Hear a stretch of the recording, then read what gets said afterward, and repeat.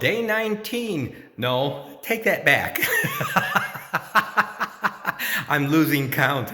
Day 20 of my 3D print shop remodel. What's on the agenda for today? Keep it here, I'll show you. Welcome to 3D Accuracy, where I'll talk about 3D printing, 3D product design, and 3D injection and die-cast mold design. So what we're up to today is more painting. I got to finish the trim, get down on the bottom area now and do all around the baseboard and paint partway up the wall a little bit so that I can roll the walls. And then after that, I have to go and do the border with the cement paint that I have. But the thing I have to do today is I have some of this Westpak ready textures stuff here in a container down here. You can see it hiding behind the dolly. I've got some of that stuff, and it's for spraying texture on the wall, but you can also hand mix it, I guess. So I want to try getting a texture on this pedestal here where the water heater sits. I just like it to match the wall. So I'm gonna mess with that today first before I do any more painting. I want to get a texture on that. Then I also want to take the earthquake brackets off the water heater, loosen those, and then get the bolts out of the wall. And that way I can paint around this water heater much more easily than having those goofy straps in the way. And then once I get that and the wall dries, then I'll get those hooked back up. But once I can get that, get the texture done, then I can finish the painting along the bottom and roll all the walls, get all the walls done. So I'm hoping I can accomplish that today. And then if I can get the trim along the bottom finished tomorrow, then the next step is we're ready to lay the floors. But before I do that, I have to vacuum the whole shop, move everything, vacuum it all, wash the floors, get all the dust and fine, particles of whatever's blowing in the air today. Get it off the floor so that the peel and stick tiles will stick securely. But I also have to put a prep down. So anyway, that's future episodes. Let's get finished with what we need to do today. Okay, on to work. Let's get with it.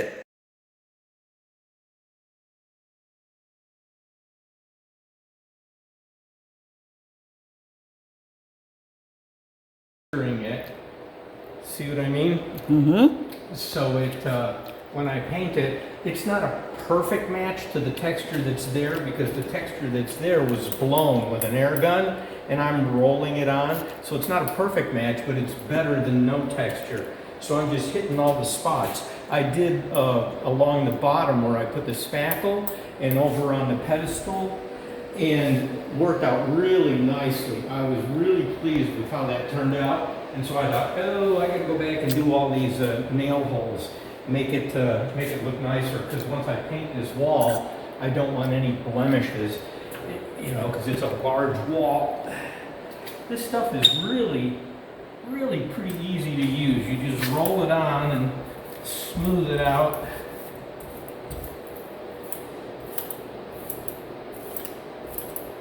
Okay. And then it gives it a little bit of a roughness, a little bit of a texture, so it'll blend better with the original wall and should look good.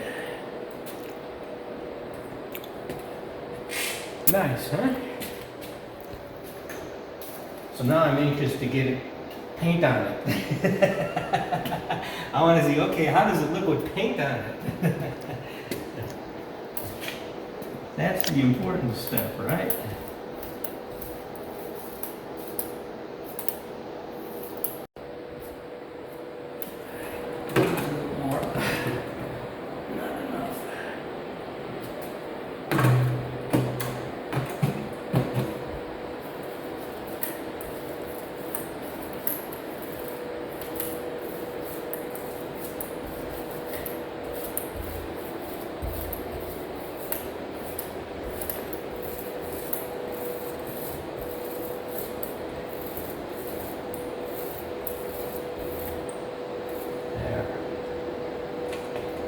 think that'll hide it once there's a coat of paint on it.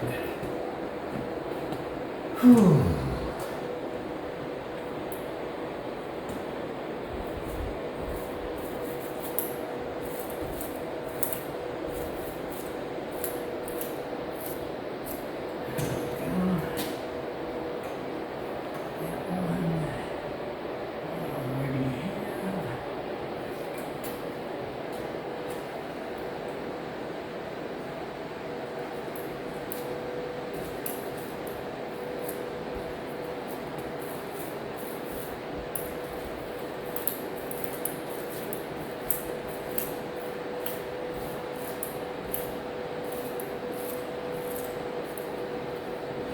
Okay, that's getting it.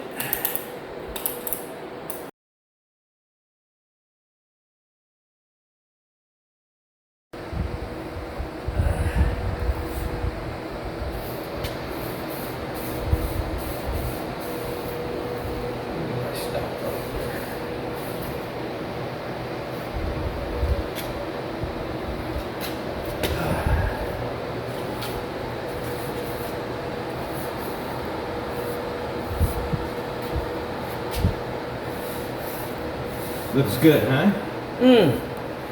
Much better than before. Okay.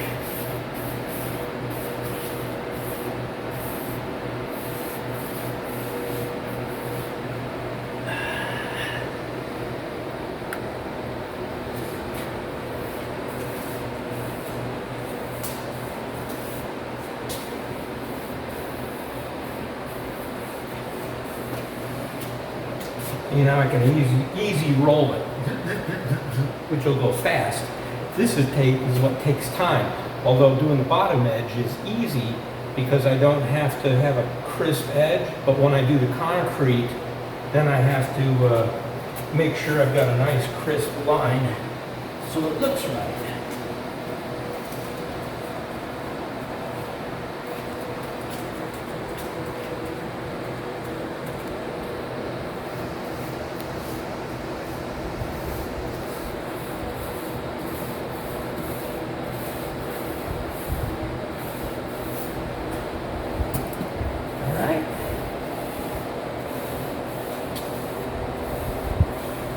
Same around the doors. When I paint the doors, the trim has to be just right so it looks good.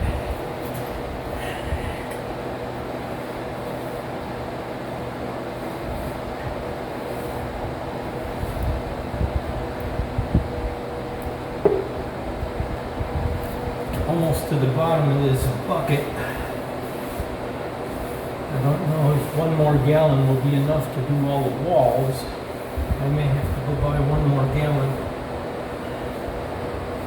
And then I'll have to see whether it needs a second coat. If it does, then I gotta go buy another gallon of paint. At least one more gallon.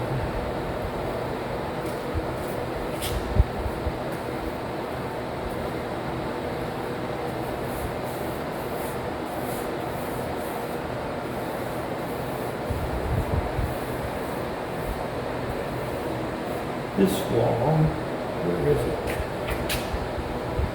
Got a little in there.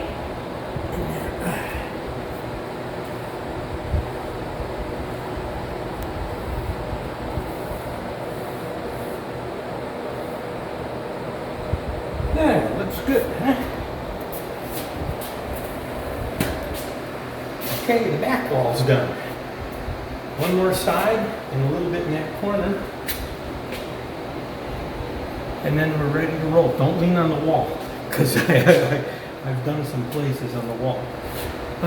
When I try water heater, it's behind it, so it's not like you're going to see a big mess.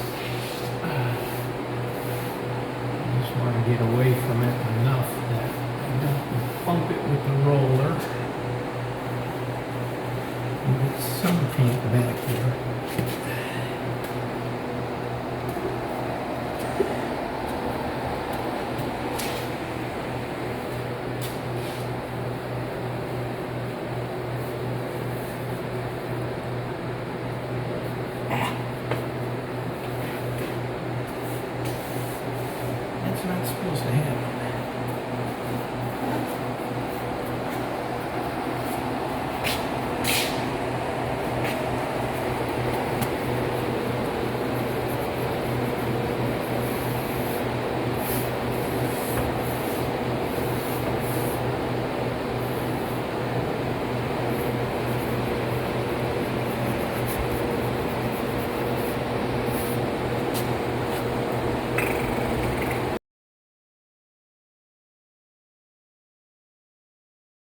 Well, 11:30 p.m., another late night remodeling my 3D print shop. Let me give you an update and show you what I've accomplished today. Well, what I decided to do was, after I pulled this earthquake straps off the water heater, I textured this pedestal with some texture stuff I had, and it turned out so nice. I decided to go along the border, all the way along the bottom where I spackled, all the way around the entire shop, and I textured the whole thing. So that's why it took me a bit longer to get everything done, because I decided to add that into my day. So I got the whole thing textured, but the whole thing is painted and trimmed. Top is trimmed all the way around the ceiling. Bottom is trimmed all the way around the concrete frame. So tomorrow I can roll. The walls and paint, everything is done. And I textured all the little nail holes that I covered where the old storage cabinets were on this wall, on this back wall. When I pulled them off, it was full of holes, as you saw in an earlier video. And so I patched it, and I decided to texture all those areas. It doesn't match the original texture. You know, it's kind of an orange peel here, and where I textured it, you know, I did it with a roller. This was done with a spray gun. So it looks a little different, but I don't think you're going to notice it that much. What I tried to do was match the coarseness of what was already on the wall. I didn't want to make it too coarse, and I didn't want to make it too fine. So I just tried to match the the intensity of the texture, if you will, so that it would match more that way. But I think it'll turn out really well once it's painted, once I've got the whole thing done. And I just went ahead and painted all those spots so that the texture had a coat of paint on it before I put the final coat on with the roller. And I'll see how it goes. I don't know if I'm going to have to do 2 coats with the whole shop or not, one step at a time. I completely killed this 1-gallon bucket of paint. That's the end of it. Doing all the borders, all the trim, blah blah blah.